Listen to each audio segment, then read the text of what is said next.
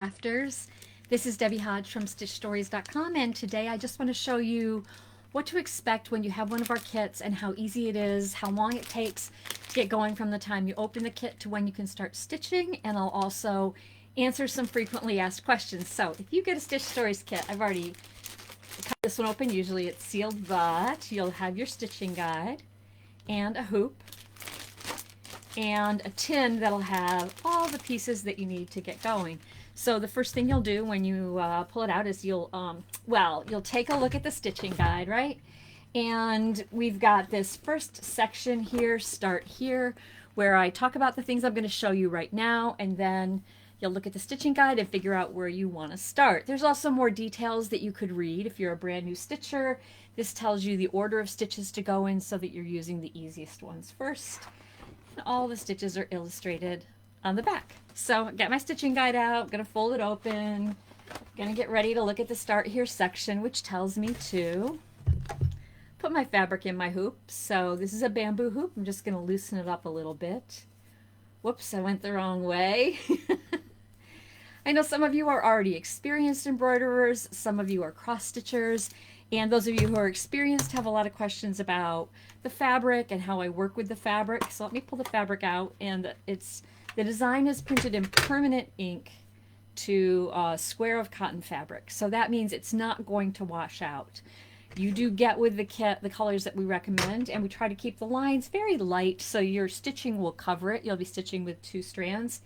The only time the stitching isn't going to cover it is maybe if you used a really different color. So these stockings are blue. If you went with red on the stockings, you might have a little bit of problem if you use a dramatically different color. But if you're still in a similar color family, you're going to, 9 times out of 10, it's going to be fine.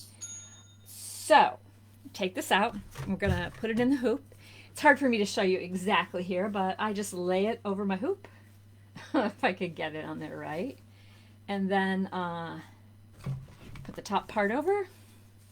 And this isn't going to be perfect, but then I'm going to screw it down. So usually I would center it. I'm not going to have it totally centered today just because I'm doing it on camera. But so what I'll do is I'll tighten it down a little bit, or a lot of bit.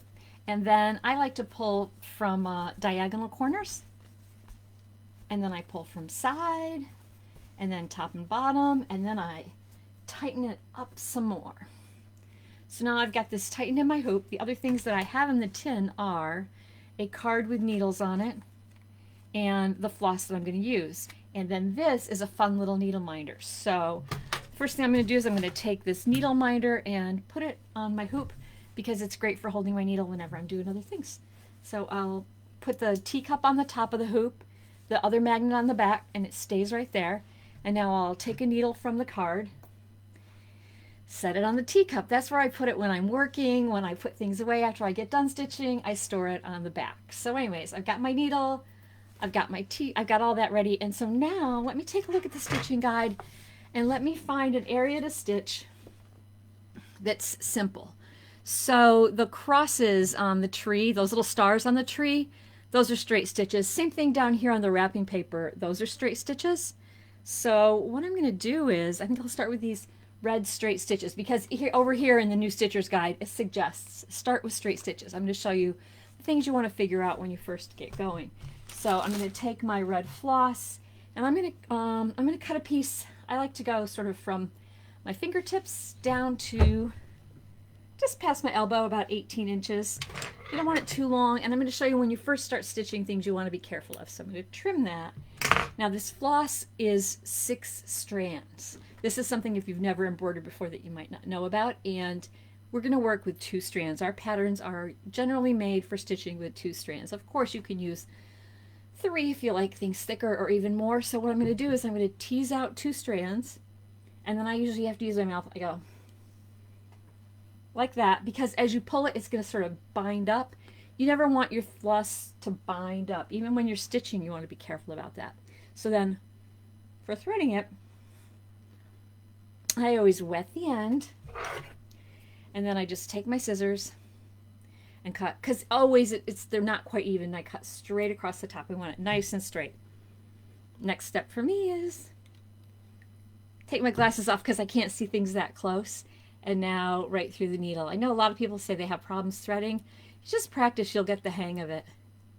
And especially if you wet it and then get it nice, and I think I have to hold it up closer. Here I am telling you can do this, that it's easy. And I'm having a problem. Come on. Sorry, guys. It really shouldn't be this hard. Maybe I'm nervous being on camera, having to thread. So let me get this through here. I think also I'm holding it at a different angle. All right, so now I've got it threaded. And now you're going to knot one end. You keep another end loose. This is something that the intern who worked with us when we launched the business had not understood, and I didn't think to tell her. So you're just going to take one end, and again I wet it. And you may be more careful than I'm able to. I wrap it around my finger and I roll and I get this knot. This is something you can aspire to. And then I trim off really close to the knot. So the only time I do knots is when I'm just starting anew, when there's something I can't anchor it to. Once you've stitched some areas on here, you'll be able to just weave it into the back and then go. But when the project is brand new, you can't do that. So this is my opportunity to talk to you about another question that I often get, which is, do I put a layer of interfacing on the back? So a lot of people like to use 2 layers of fabric, or use this plus the interfacing and stitch through that. And I'll show you why, and I'll show you how I fix it. So I don't do it because, well, let me show you why I don't do it. I don't do it because the way I like to stitch is, I'm going to come up here and I'm going to work on these straight stitches. Let me get in front of the camera. Okay, so first problem, this started to bind up. Anytime you feel any kind of tug, just take the time to loosen it and pull it through. That's going to be the secret to your success, is just to get a feel for the thread, get comfortable with the needle. Always make sure that you've pulled it through nicely. If it snags, don't yank it. Just turn it over, loosen it up, and get it through. So some people stitch by going down. So I've made that line on the X, and then they come up on the next one, and then they go down again. I don't like to stitch that way. What's relaxing for me is to be able to go down through and back up at the same time. That's how I like to stitch. It's just more fun for me. It's faster. It's more efficient. It's just how I like to do it. And that's why I don't put a second layer of fabric or an interfacing layer behind, because my fingers just aren't strong enough. It doesn't work as well, and I don't have the patience to go down and up and down and up. But here's what I do when I finish it. So here's this design completely stitched.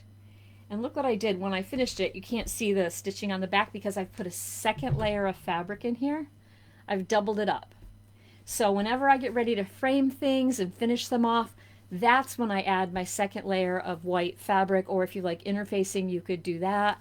A lot of people like the interfacing because it gives some nice puffiness.